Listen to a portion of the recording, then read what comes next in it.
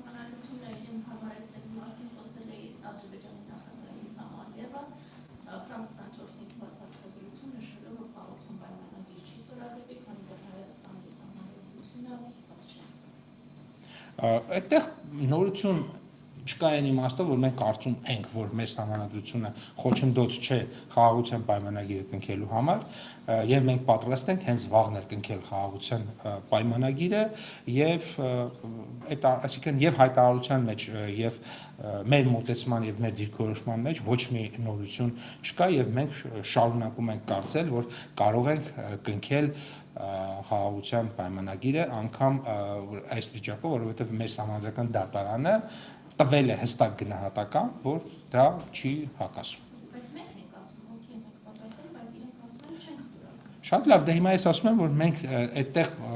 մեր դիրքորոշումը նույնն է, շարունակում է մնալ եւ մենք տեսնում ենք, որ կա գործընթաց, այդ գործընթացը բավականին լավ տեմպերով առաջ է գնում եւ փաստը նա է, որ հաստատվել է խաղաղություն, փաստը նա է, որ սահմանին զինվորներ այլևս չեն զոհվում, փաստը նա է, որ մեծ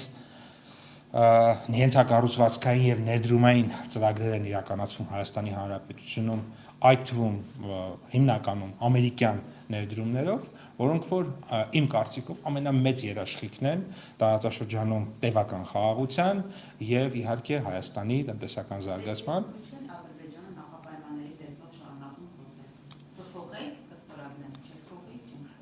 Ես նշեցի, որ մենք կարծում ենք, որ